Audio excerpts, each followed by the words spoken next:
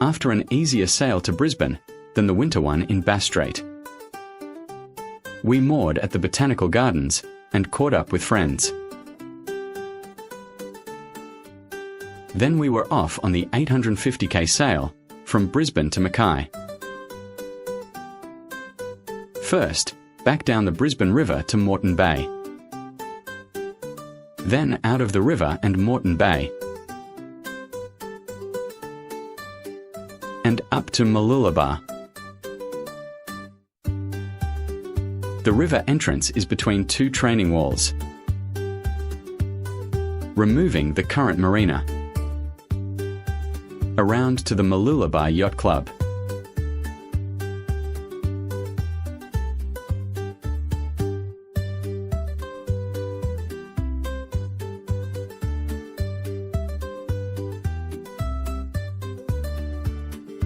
After a few days socialising, off again.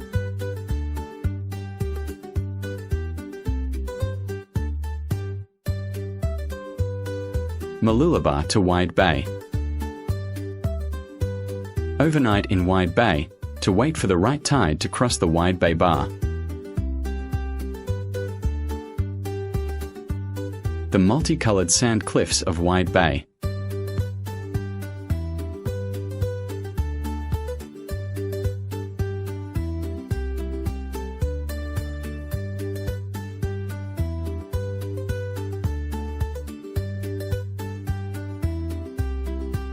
Over the Wide Bay Bar and through the sandy straits.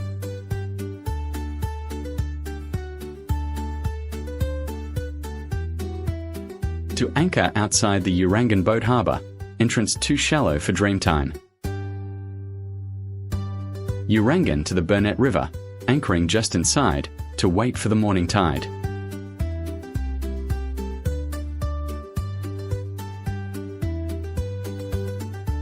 Up the Burnett River to Bundaberg.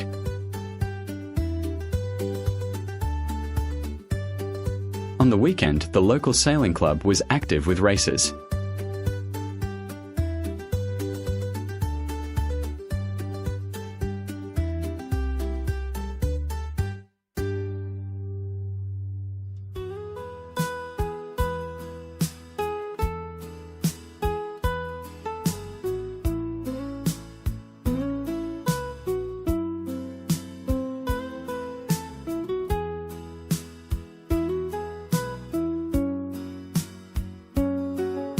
An active fleet of Gwen 12s.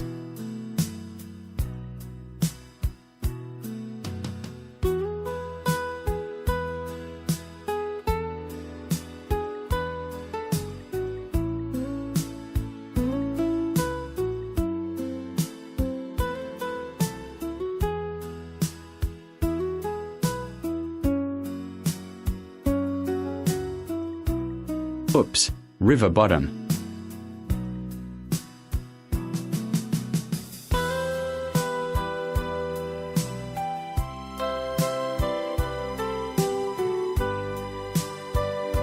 The Gwen 12 I bought to teach Sue to sail, back when we started boat building in 1971.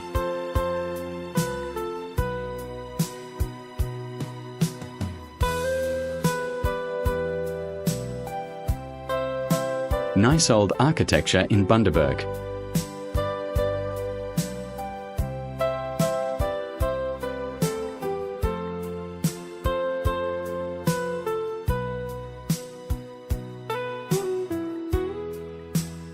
Where would Bundaberg rum be without sugar?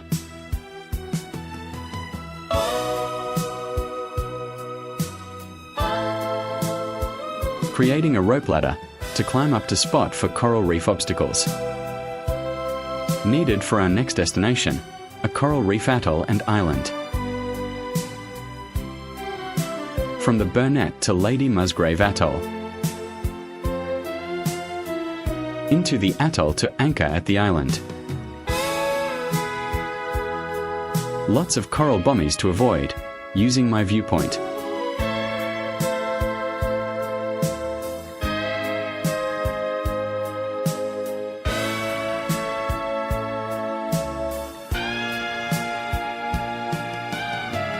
Ocean swells breaking on the atoll reef, giving a calm anchorage.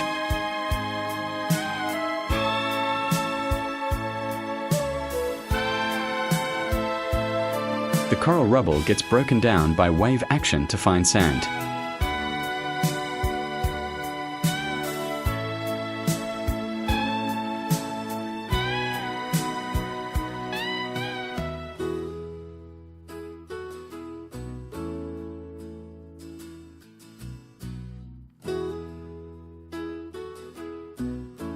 The island was covered with nesting white-capped noddies.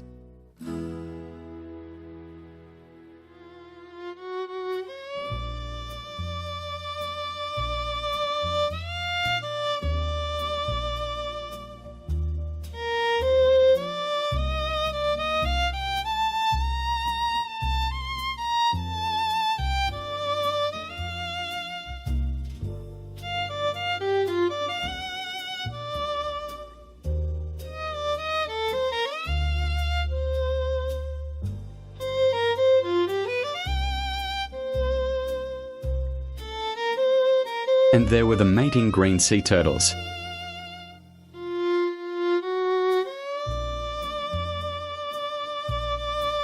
Did the earth move for you too?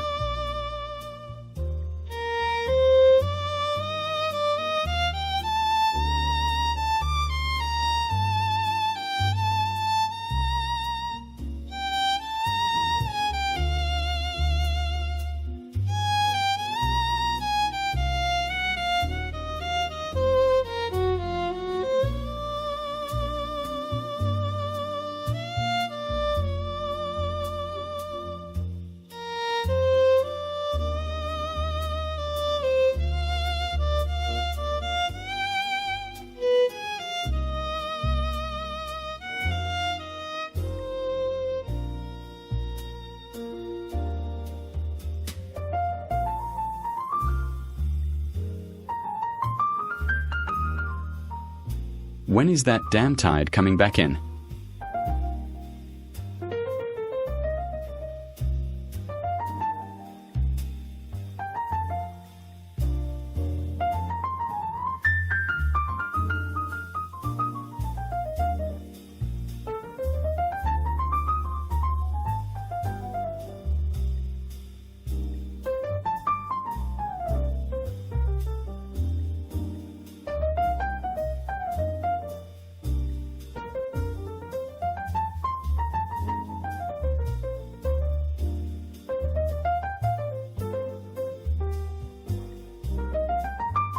My first coral fish, a coral-chomping parrotfish.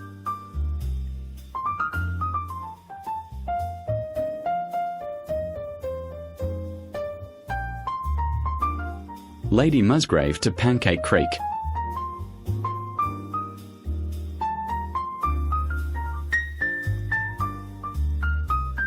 Into Pancake for the night.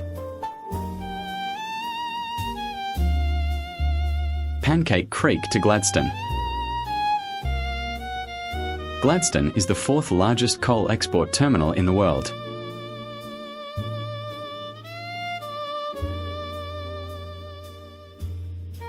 Even in the 1970s, the coal bulk carriers were big.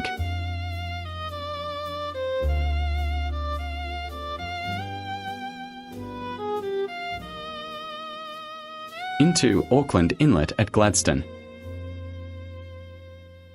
The large marina wasn't there in the 1970s.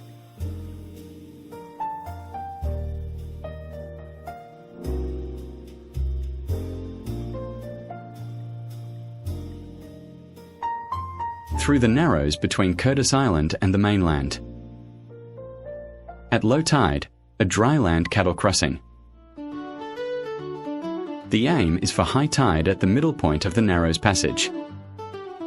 The green areas are dry at low tide. Narrows to Great Keppel Island. South Side Anchorage. 1 a.m. escape to the north side in a thunderstorm from the southwest.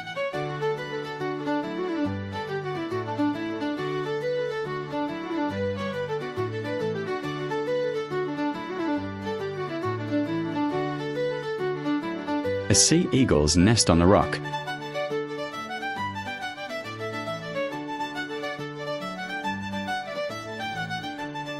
Great Keppel Resort has an airstrip.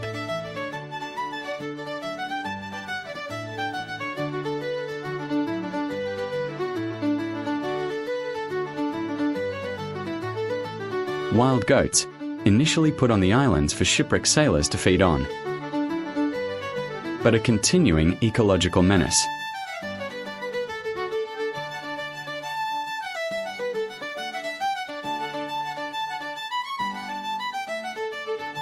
On the tidal flats near our anchorage. Also, thousands of soldier crabs.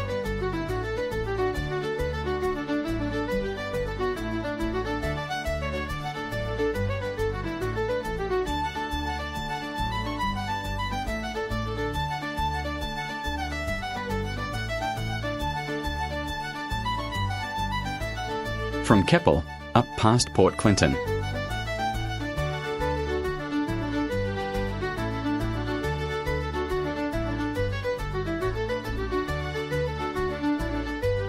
Port Clinton is a defence training area. Our first anchorage in 1977 on our return to Australia. To Island Head Creek. And in to find an anchorage. We were now into a 6-metre tidal range area, making anchoring a challenge. Next day, a 50k downwind run to Middle Percy Island.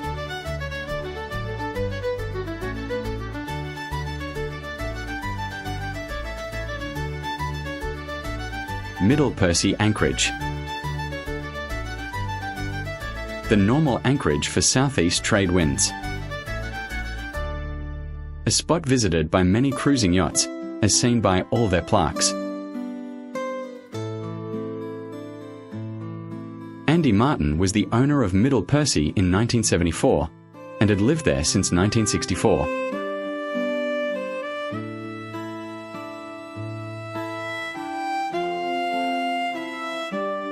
The Islander, built by previous Percy owners the Whites in 1938. Andy's sign, welcome one and all.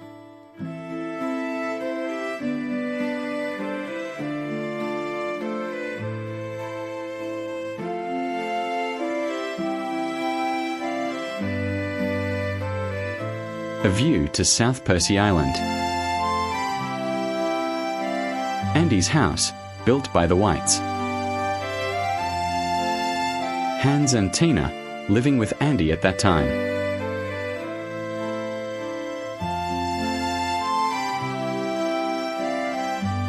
Tina, a grandmother, but living an adventurous life.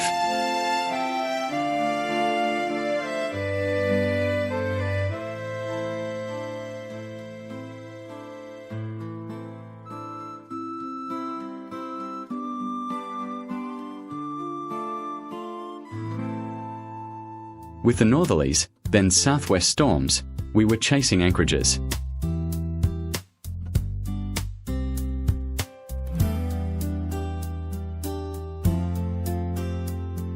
Finally, into a tidal lagoon. Only accessible at high tide.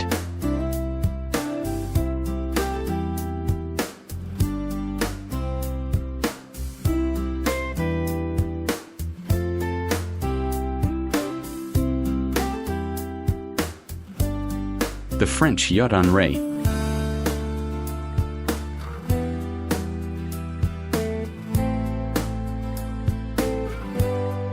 From Percy to Mackay. Mackay Harbour. Still in the 6-metre tide range area. Annie joined us for a couple of weeks.